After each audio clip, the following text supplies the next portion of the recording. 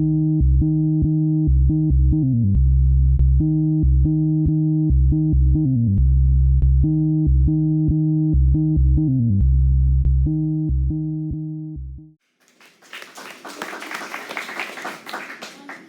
guys, so my presentation is called An Insight into the Outside.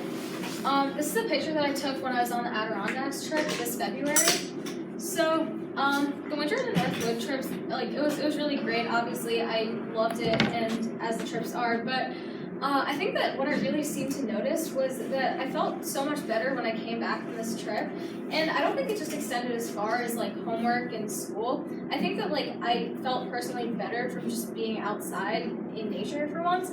So I tried to do some research into it, and I looked at a few papers. So I found a statistic that said that 70% of people worldwide are expected to be living in cities by the year 2050. That is huge compared to, right now the percentage is about 50%, and obviously it's increasing rapidly.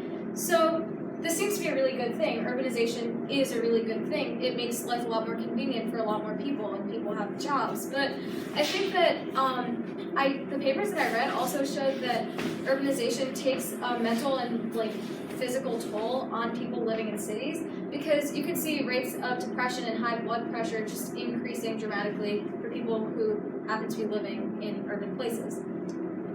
So the first paper that I came across was called Health Benefits from Nature Experiences Depend on Dose, which is a little bit hard to understand, but it's basically just asking the question, what is the optimal amount of time for someone to spend in nature?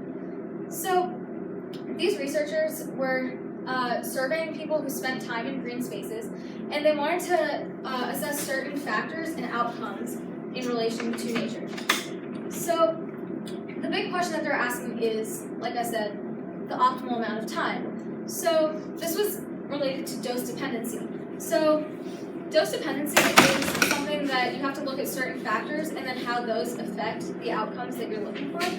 So the factors that they considered in this study were duration, frequency, and intensity. Duration means how much time people spent when they went to nature. The frequency is how often, from 0 to 1 time a week. 0 basically means less frequently than once a week. And intensity is a slightly more complicated aspect or factor to consider. So basically intensity just means the quality and the amount of vegetation that you're putting yourself in. So sometimes greener spaces with more vegetation and more wildlife are shown to have an increase in people's physical activity, but that could just be due to helping the look and the feel of a place, making it a more ideal place for people to exercise. So in this study, we saw that there was no conclusive impact of being in stronger nature rather than less nature. So this is a flowchart that outlines the researchers' thought process as they went through this study. So they basically started with the characteristics of nature in general, and they wanted to end up with these 4 distinct characteristics that they have been seen to improve as people spend more and more time in nature. So one thing that they looked at was mental health. Mental health includes depression and other mental illnesses. Physical health was things like blood pressure, but also there are other things that the study didn't go into, but they cited them. And social health is more subjective. It's someone's contact with their community, and social cohesion, which is also more subjective, and health behavior, which is concrete again, because it's how many times, say, per week someone chooses to exercise in nature, or at all. Does anyone have any questions? So these are the results of the respondents in relation to depression. So as you can see, there's this clear decreasing trend for subjects with depression. So this is the percentage of people that were clinically diagnosed with depression. And you see a similar trend for people who spent more and more time, more and more times in nature per week or over whatever period they were given. So yeah, this basically just concludes with the hypothesis that the researchers were working with, that nature does in fact create better mental health for people. Also, they're trying to find dose dependency, which means that they were looking to see how this would act as people spent more time in nature. So they wanted to see if it would plateau or if the line just keeps decreasing. And it appears to keep decreasing, but obviously there's some error. Does anyone have any questions on this data? So these are the results in relation to high blood pressure. We're looking for pretty much the same thing if there's a decrease with increased frequency or duration. Here, there's like a dramatic cutoff after people spend about 30 minutes in nature, where the percentage of respondents just decreases all of a sudden, which is something that we didn't really see in the previous slide, where with depression it was more of like a steady decrease. So this indicates for the dose dependency part of the study that people should be spending about 30 minutes, let's say per week, because there wasn't a very big difference here, but you can see as people spent more time there was that slight decrease. So researchers were looking at approximately 30 minutes or more spent in nature per week. So these are the results for physical activity. So for physical activity, we were looking for the exact opposite of what we were looking for before, because with depression and high blood pressure, those are really, really negative things, as opposed to the amount of time someone exercises per week, which is obviously a positive thing. So you see an increase in days per week that people are exercising as they spend more time in green spaces, and you see this dramatic increase as people visit green spaces more frequently. Does anyone have any questions on this data? Okay. So obviously studies have shortcomings, and one of the shortcomings of this study was that it did not look at any risk factors. So there are risk factors such as age, sex, having children, or having like a smaller or larger income. And so for example, people who are over the age of 45 are more likely to have high blood pressure, while people who are under the age of 45 are more likely to be depressed. So the results might be skewed, and that means that we just have to take these with a grain of salt. Another reason that we should take these with a grain of salt is because there's a difference between correlation and causation. So yes, like take this graph for example, people who spent more time in nature have an increased number of times that they're exercising, but since it's a survey, that also could be because people have more time to do physical activity, or it might even work the opposite way a little bit, like people who have increased physical activity happen to spend more time in nature. Any questions? Okay, so these are the conclusions of the study. Obviously the decreases in depression and high blood pressure, increase in physical activity, but to answer their dose dependency question, they found that 30-minute intervals were the most effective for people with depression and high blood pressure. So they said about 30 minutes once per week. So this is something that we all have to look at individually for ourselves, because a lot of us don't get this 30 minutes in nature per week. And if it could help us this drastically, it's something that we should all look into. And also, cities are trying to make more green spaces, so this just helps people know that even if you can't get in all of your runs or your walks outside, as long as you do this 30 minutes, you're still experiencing pretty similar benefits. Yeah? I just had a question. The paper seemed to focus in on physical activity. Well, what if you just wanted to hang outside for 30 minutes? So, okay, actually, the physical activity is separate from the nature experience. So, this is physical activity as exercising for more than 10 minutes, say in the gym, or even just going for a run outside. But that is separate from these green spaces. Does that answer your question? Yeah. Any other questions? Did the survey or anything else talk about how many people were getting, from the survey, how many people were getting, say, at least 30 minutes a week? You mentioned that was uncommon, or is not everyone doing that? I'm not actually sure. I can look at the paper, but I'm not sure that it said. They probably said the sample size. I'll get back to you on that. Yeah. So, what exactly do they define as a green space? Because you have something like Central Park, which is a green space, but it's also in the middle of a big city. So right. What is, you know, how does that compare to like a, you know, remote mountain region like that? Like, is it, is there any difference between that? Yeah, so that's a really good question, but that goes back to this intensity thing. So the intensity was measured, and intensity is kind of the thing that you're talking about with like Central Park versus this. And like in this study, they didn't show any impact of like the differences between those two, but other studies do, and they've cited some of those studies if you want to look at that. Right.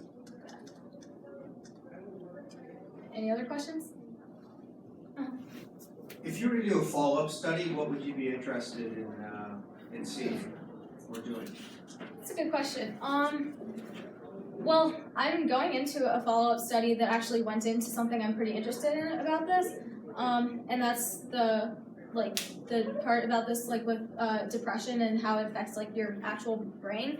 But I mean, I think I would probably be interested in looking at these risk factors and see if like you could correct for them and maybe use like better controls, so you could actually look at how this nature directly impacts a person or people.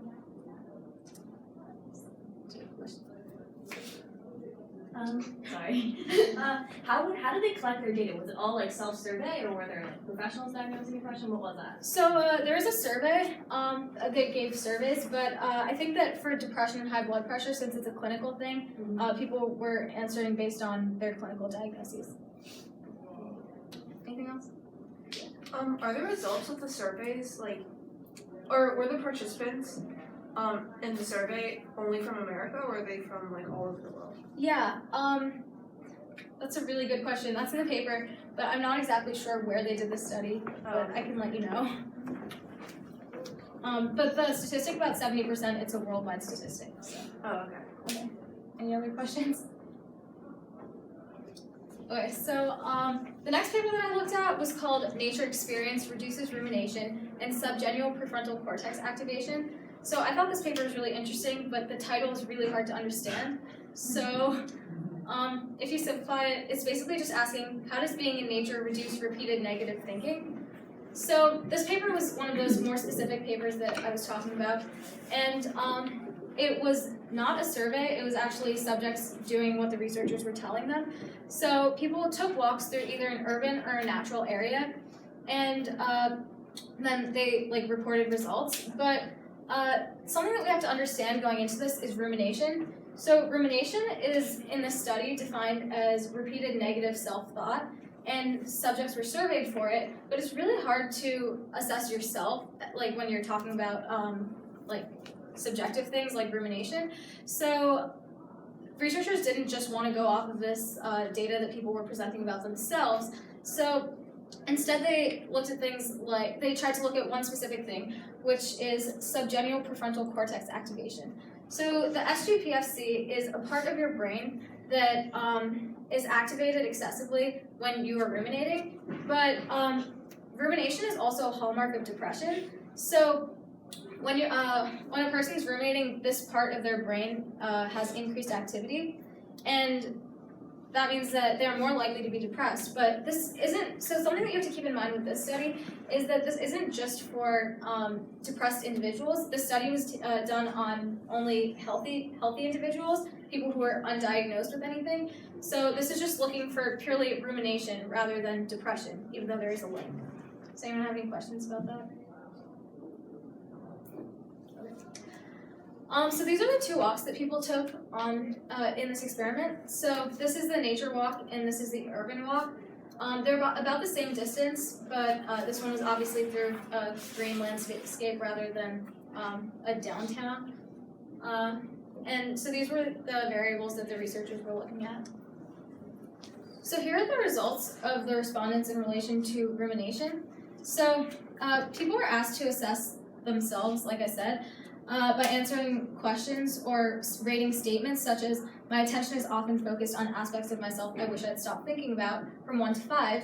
And based on this, researchers could average the amount of negative thought that people said they were experiencing. So you can see this clear decrease in self-reported rumination, because this is negative, after the nature walk. But in the urban walk, you couldn't really see any change. There were some outliers, but there wasn't really any change. that you could draw from that. So that shows that nature doesn't necessarily impact people's brains in the way that people are saying it does, but the people are saying that after spending time in nature, it is better for the way that they feel about themselves. Any questions? Okay, so this is like more concrete data because it was taken from magnetic resonance imaging scans or MRI scans, and this is what the researchers did to actually go image someone's brain and see how much blood flow there was to that one region in the brain. So you saw this dramatic decrease in blood perfusion in people who took the nature walk as opposed to people who took the urban walk, for which you didn't really see any change again.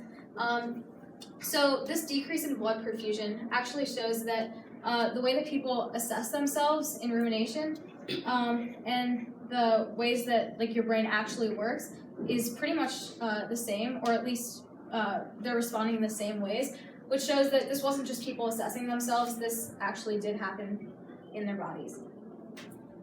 So is this taken from like each individual's baseline? So like their baseline rumination versus like baseline rumination activity? Okay. So for this, it was like the mean change in rumination, which means that if they were given this question before and then like the questions after, and then you averaged it, then this is a change that the researchers saw in those numbers. Does anyone have any questions? More questions? Okay, so that's pretty much it for those two studies.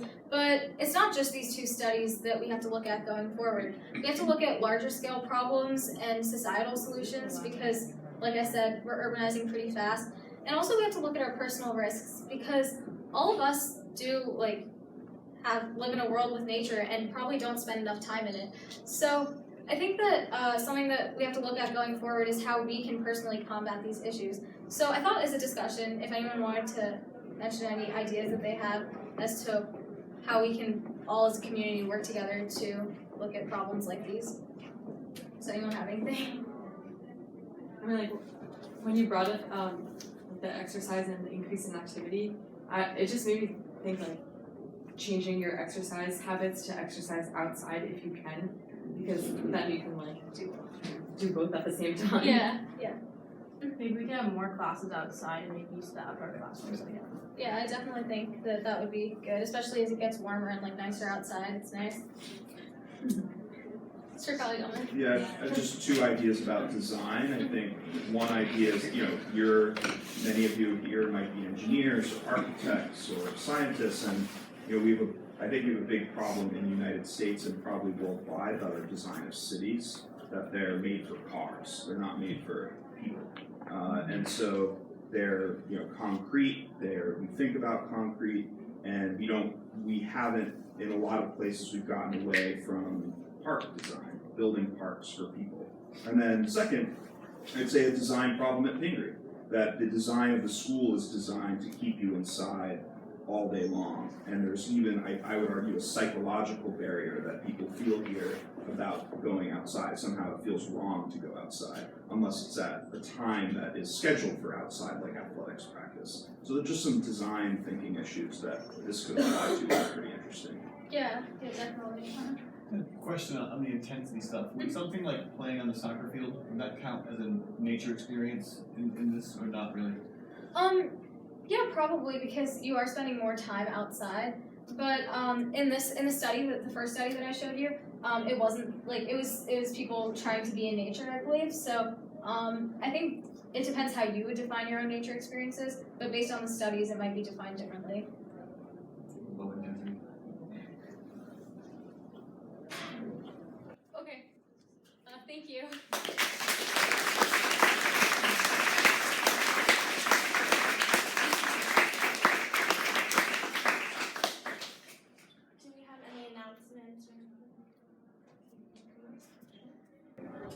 Hi everyone, I'm Alessia, and next week at Journal Club, I'll be presenting on some new research in decreasing the effects of aging and making chemotherapy more effective. So if you want to learn more, come out next Journal Club on Thursday.